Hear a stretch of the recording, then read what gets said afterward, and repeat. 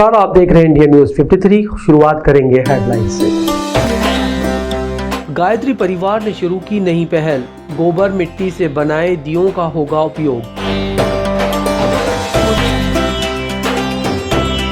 खाद्य विभाग ने की कार्रवाई, 90 किलो लावारिस मावा किया जब्त।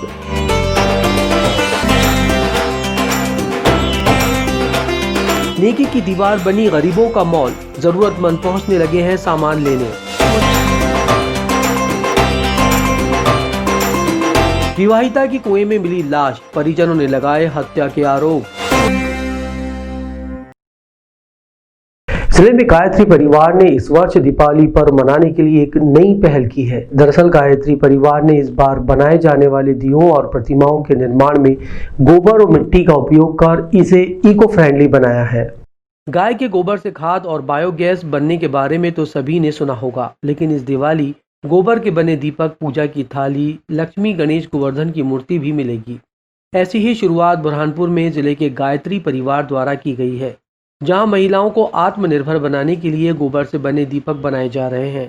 दीपावली पर्व पर इस बार देशी गाय के गोबर और हवन सामग्री से तैयार किए गए दीपक घर घर झिलमिलाएंगे।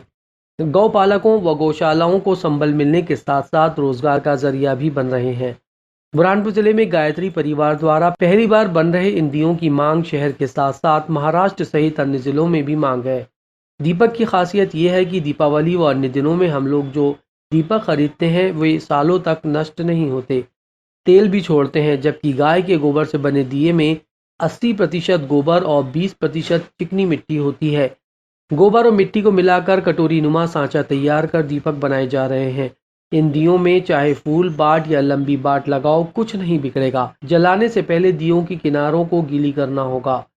इस बार हमने गाय के गोबर से दीपक बनाए और ये दीपक बनाने का प्लान चालू किया। और गांव की जो बेरोजगार महिलाएं थी, गरीब महिलाएं की, निर्धन महिलाएं थी, उन महिलाओं को हमने उनको प्रशिक्षण दिया कि गाय के गोबर का दीपक उनके घर पे वो कैसे बना सकते हैं।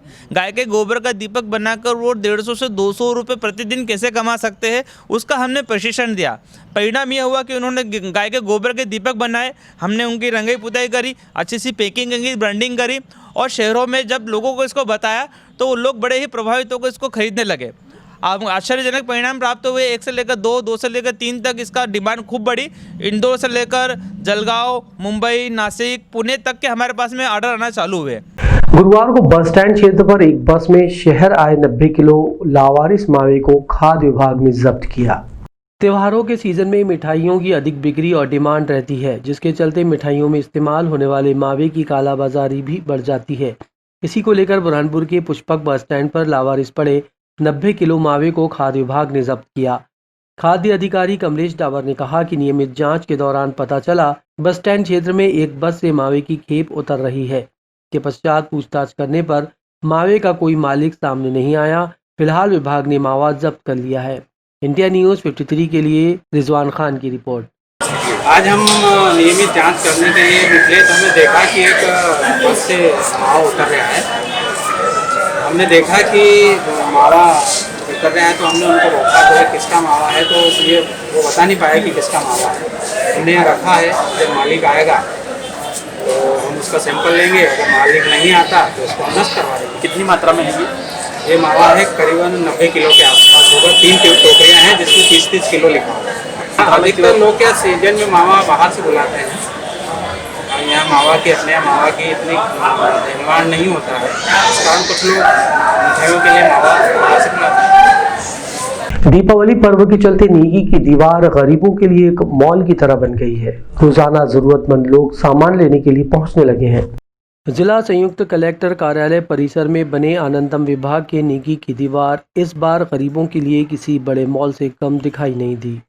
दरअसल इस दिवाली पर जिले भर के समाज सेवी और मदद करने वाले लोगों ने बढ़ चढ़कर अपनी ज़रूरत से अधिक सामान, जिसमें कपड़े, जूते, चप्पल और अन्य सामान शामिल हैं, उसे लाकर नेकी की दीवार कार्यालय में जमा किया। वहीं गरीब और ज़रूरतमंद लोग भी इस दीपावली के पूर्व अपनी ज़रूरत के मुताबिक सामान लेने के लिए जिला संयुक्त कलेक्टर कार्यालय पहुंचे। नेकी की दीवार कार्यालय की प्रभारी लक्ष्मी गायकवाड़ ने बताया कि वर्ष 2017 से नेकी की दीवार शुरू की गई है, जिसमें अब तक करीब 3 से 4 हज़ार लोगों ने अपना अतिरिक्त सामान लाकर जमा कराया है। वहीं 5 से 6 हज़ार तक लोग अपनी ज़रूरत के मुताबिक सामान भी लेकर गए। इस बार दिवाली पर काफ़ी लोगों ने सामान लाकर दिया है, वहीं ज़रूरतमंद लोग भी अभी ले जाना जारी है। इंडिया न्यूज़ 53 के लिए धन्नालाल दलाल की रिपोर्ट। डेली आते हैं सर, ये दिवाली के टाइम से मतलब डेली आना जाना चालू लोगों का, देने वाले भी आ रहे हैं, लेने वाले भी आ रहे हैं सर, बहुत संख्या में आ रहे हैं। 2017 से चालू हुआ है जब से, मतलब बहुत अच्छा चल रहा है सर। ये हमेशा कोई ना कोई लेने देने वाला आता है। अपने इसकी संख्या 5 से 6 हज़ार हो गई जो लेके गए अभी तक कपड़े सर, और 3-4 हज़ार से जो है जो कपड़े देने वाले आए हैं। जिला छिंदवाड़ा में दीपावली पर्व को लेकर कीर्ति केयर फाउंडेशन के तत्वाधान में दीपावली के उपहारों का वितरण किया गया। आज दीपावली के पावन पर्व पर कीर्ति फेयर फाउंडेशन के तत्वाधान में रेलवे जोनल सदस्य सत्येंद्र ठाकुर के द्वारा रेलवे स्टेशन में कार्यरत सफाई कर्मियों, कुली, रनिंग रूम में कार्यरत कर्मचारियों तथा स्टेशन के आसपास रह रहे गरीबों को दीपावली का उपहार दिया गया। इस मौके पर स्टेशन प्रबंधक संतोष श्रीवास, हेल्थ इंस्पेक्टर आशीष, वरिष्ठ सेक्शन इंजीनियर विनय तिवारी, मोहम्मद आमिर, कर्मी दल नियंत्रक महेश पाल, रेलवे यूनियन सचिव राजकिशोर तिवारी, रेलवे पिछड़ा वर्ग सचिव प्रदीप कुमार उपासे, मुख्य रिजर्वेशन पर्यवेक्षक राजू निरापुरे, मोहन पी, योगेश तिवारी, गोविंद सनोडिया आदि मौजूद रहे। इंडिया न्यूज़ 53 के लिए शेख उबैद की रिपोर्ट। दिवाली के पावन अवसर पर छिंदवाड़ा रेलवे स्टेशन में कीर्ति केयर फाउंडेशन के तत्वाधान में हमारे द्वारा कुलियों, सफाई कर्मचारियों, मजदूरों और हमालों को दीपावली की अवसर पर मिठाई का वितरण किया गया। इसके लिए मैं कीर्ति केयर फाउंडेशन का बहुत बहुत आभार व्यक्त करता हूं कि उन्होंने रेलवे के उन कर्मचारियों की चिंता की जो अभी बेरोजगार बैठे हुए हैं, क्योंकि पिछले 9 महीनों से यहाँ से ट्रेनों का संचालन नहीं हो रहा है। जिला छिंदवाड़ा के ग्राम पगारा में एक विवाहिता की लाश कुएं में मिलने से इलाके में सनसनी फैल गई। मृतका के परिजनों ने ससुराल पक्ष पर हत्या का आरोप लगाया है। जिला छिंदवाड़ा के तहसील परासिया के अंतर्गत आने वाली ग्राम पंचायत पगारा में सुबह एक महिला की लाश मिलने से इलाके में हड़कंप मच गया।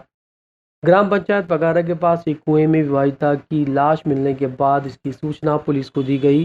पुलिस को जानकारी मिलते ही पुलिस टीम के साथ घटना स्थल पर पहुंची और जांच में जुट गई। प्राप्त जानकारी के अनुसार विवाहिता पूजा, जिसका ससुराल पगारा में है, वह ग्राम हाराखेटा में उसका मायका बताया गया है। 2 साल पहले इनका विवाह हुआ था, किंतु पति पत्नी में किसी बात को लेकर आए दिन विवाद होता रहता था। इसी बात को लेकर 3 दिन पूर्व विवाहिता अपने घर से अचानक लापता हो गई, जिसकी शिकायत 2 दिन बाद न्यूटन चौकी में दर्ज कराई गई थी, किंतु आज तीसरे दिन विवाहिता का ससुराल के पास कुएं में लाश मिली, जिसको लेकर मृतका पूजा के परिजनों ने ससुराल पक्ष पर हत्या करने का आरोप लगाया है। इंडिया न्यूज़ 53 के लिए शेख उबैद की रिपोर्ट।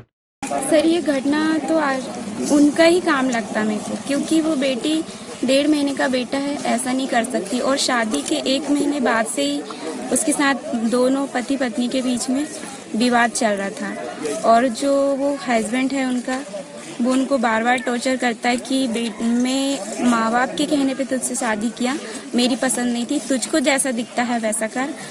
और मतलब कोई रुचि नहीं रखता था वो।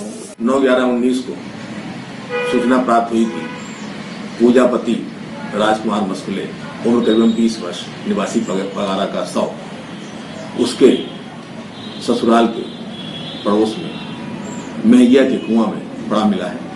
इस सूचना पर मौके पर पुलिस पहुंचकर पुलिस द्वारा कुआं से लाश को निकलवाकर शव परीक्षण के लिए अस्पताल परासिया भेजा गया है। पीएम रिपोर्ट प्राप्त कर एवं मायके पक्ष वालों का कथन लेकर विसंगत कार्रवाई की जाएगी।